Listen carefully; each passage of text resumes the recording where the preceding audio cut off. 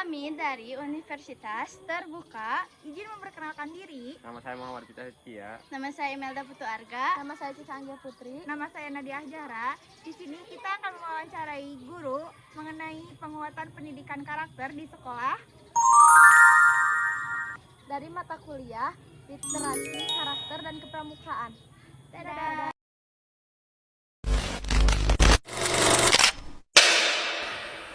Assalamualaikum warahmatullahi wabarakatuh. Waalaikumsalam warahmatullahi wabarakatuh. Izin Ibu Bapak, di sini kami dari Universitas Terbuka ingin mewawancarai mengenai PPK atau juga penguatan pendidikan karakter di sekolah ini.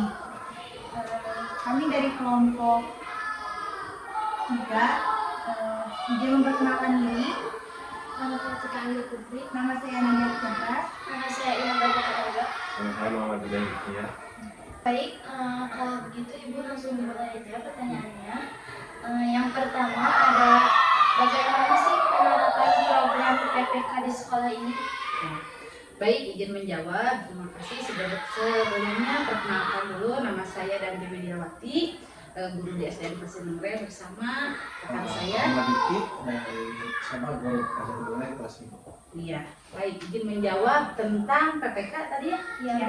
Iya, tentang penerapan pendidikan berkarakter.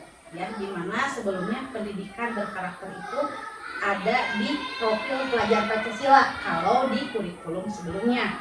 Kalau sekarang berhubungan dengan DPL, 8 dimensi profil lulusan. Alhamdulillah pendidikan berkarakter di SDN Pasir Nengre sudah mulai berjalan. Di mana ada 8, yang pertama itu bangun lebih awal, yang kedua rajin beribadah, yang ketiga berolahraga, keempat makan makanan yang bergizi, kelima itu bermasyarakat, keenam gemar belajar, dan yang terakhir tidur lebih cepat. Dan alhamdulillah ke-8 karakter dari DPL tersebut sudah bisa dilaksanakan di sekolah kami. Untuk pertanyaan selanjutnya, tujuan utama sekolah Bapak Ibu dalam menerapkan PPK itu apa? Yang mungkin izin menjawab, ada 5 karakter utama untuk tujuan dari diadakannya atau dilaksanakannya PPK. Yang pertama udah pasti kita menjalankan kurikulum yang diterapkan oleh Kemendikbud. Yang kedua itu untuk membentuk karakter anak di sekolah seperti jiwa religius dengan mengadakan doa bersama, dan juga ada sekolah mengaji, kegiatan sekolah mengaji. Terus ketiganya itu nasionalis dengan memperlakukan Senin pagi juga, apel Senin pagi, jadi upacara tiap hari Senin. Terus di hari Jumatnya itu ada pramuka dan juga paskibra ya kita lakukan. Terus ada yang keempat itu untuk membuat karakter mandiri siswa agar bisa belajar mandiri gitu. Di masyarakat juga berguna gitu, bergotong royong, ikut andil lah dalam masyarakat. Terus yang paling pokok utamanya itu adalah integritas dalam kejujuran, kedisiplinan, terus juga tanggung jawab dalam melakukan sesuatu. Baik, selanjutnya pertanyaan ketiga. Untuk pertanyaan ketiga, tantangan atau kendala apa yang paling sering dihadapi guru atau sekolah kalau mengimplementasikan program PPK? Kalau ditanya tentang tantangan atau hambatan pasti ada ya, mengingat anak-anak di usia SD itu anak-anak apalagi di kelas atas menuju ke remaja gitu ya, tantangannya pasti ada ya. Misal kalau yang bisa dipantau di sekolah seperti gemar belajar, olahraga, itu kan bisa dipantau di sekolah oleh guru masing-masing. Sedangkan ada beberapa karakter yang muncul di lingkungan rumah ataupun di lingkungan masyarakat. Nah, seperti itu. Nah, itu mungkin tantangannya, ada beberapa karakter yang notabene ke guru itu tidak bisa memantau gitu ya. Tapi ada solusinya juga dengan cara misalnya bekerja sama atau berkolaborasi dengan orang tua misalnya untuk memantau sejauh mana karakter yang sudah dijalankan oleh anak-anaknya di lingkungan rumah dan masyarakat. Oh iya Ibu, kan tadi solusinya dengan ke orang tua gitu ya. Gimana kalau semisal si anak ini tuh broken home, gimana? Nah, khusus untuk yang broken home memang ada di sini juga, tapi di broken home juga tidak terlepas dari keluarga itu sendiri. Misalnya ada yang broken home, misalnya tinggalnya bersama ibunya saja atau bersama ayahnya saja. Ada juga yang tidak bersama ibu, bahkan bersama ayahnya, misalnya bersama nenek atau kakeknya, bersama kakak gitu atau tante atau omnya. Seperti itu bisa berkolaborasi juga dengan keluarga. Seperti itu.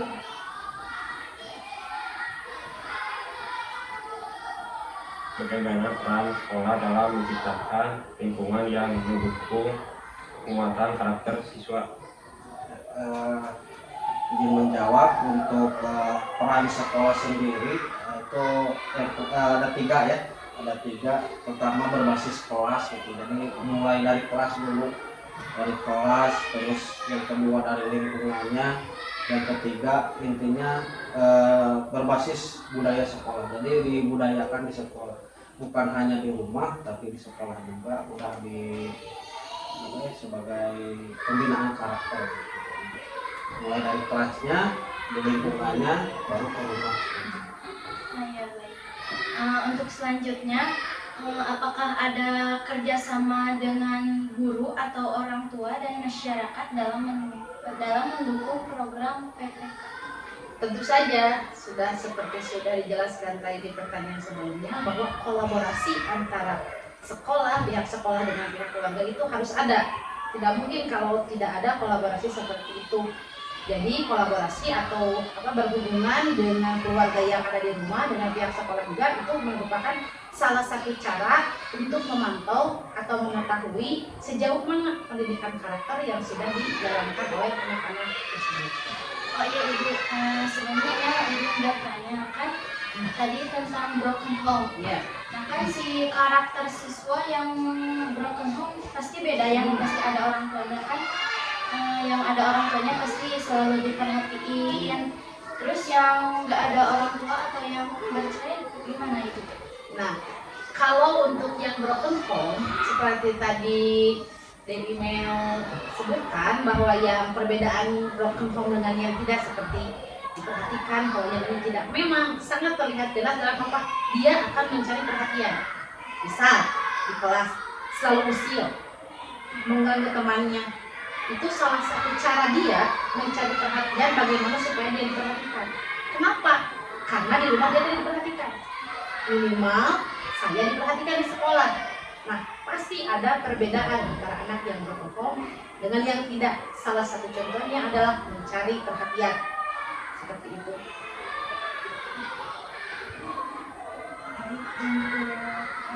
Selanjutnya, respon siswa terhadap kegiatan PPK yang dilakukan di kelas itu bagaimana? Untuk respon siswa sendiri, alhamdulillah bagus ya, mulai dari pembentukan karakter di kelas, di lingkungan dan juga di masyarakat. Itu ada beberapa laporan yang memang dari masyarakat juga atau dari orang tua siswa itu udah melaksanakan, seperti halnya ikut di lingkungannya untuk kerja bakti. Terus juga kalau di sekolah kami juga merencanakan kan penghijauan sekolah, mulai dari tahun ini dan mungkin akan dilaksanakan beberapa bulan ke depan. Itu juga untuk membuat karakter siswa dalam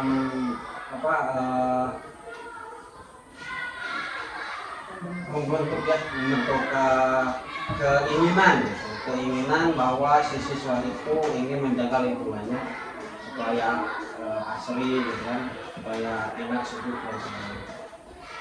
Terus untuk di kegiatannya sehari-harinya juga bukan hanya di rumah tapi di sekolah juga diberikan contoh untuk beribadah gitu kan. Tadi ada di 8 dimensi lulusan. Nah, beribadah itu dicontohin di sekolah juga mulai dari pagi ada doa berjamaah, terus ada mengaji, sekolah mengaji, dan juga di akhir nanti pas sebelum pulang juga ada sholat zuhur berjamaah gitu. Kalau di sini seperti itu. Dan alhamdulillah responnya bagus untuk dari siswa melaksanakan dengan baik. Bagaimana cara sekolah mengatasi siswa yang belum menunjukkan sikap sesuai nilai karakter yang diharapkan? Kalau untuk mengatasi siswa yang seperti itu tidak bisa sekaligus ya, pasti ada tahapan-tahapannya. Misalnya kita ambil contoh karakter beribadah ya, gemar beribadah contohnya. Di setiap sholat duha itu pasti saja ada anak yang misalnya kalau perempuan tidak membawa mukena, laki-laki mungkin tidak membawa sarung ya. Nah, kita coba ingatkan, kita berikan peringatan. Yuk besok coba bawa. Kita buat catatan siapa saja nih hari ini yang tidak mengikuti sholat duha, yang tidak membawa peralatan sholat, yang ketika sholatnya masih bercanda. Kita biasanya bikin daftar checklist dengan kriteria sebagai berikut. Nah, dari sana bisa dilihat perkembangannya. Misalnya anak yang tadi tidak membawa mukena, besoknya kita lihat membawa tidak. Kalau membawa, kita coret si anak tersebut, berarti dia sudah menunjukkan antusias untuk mengikuti pendidikan berkarakter gemar beribadah. Itu contohnya. Mungkin segitu saja dari kami wawancaranya. Terima kasih banyak atas partisipasinya Ibu Bapak. Assalamualaikum warahmatullahi wabarakatuh. Waalaikumsalam warahmatullahi wabarakatuh.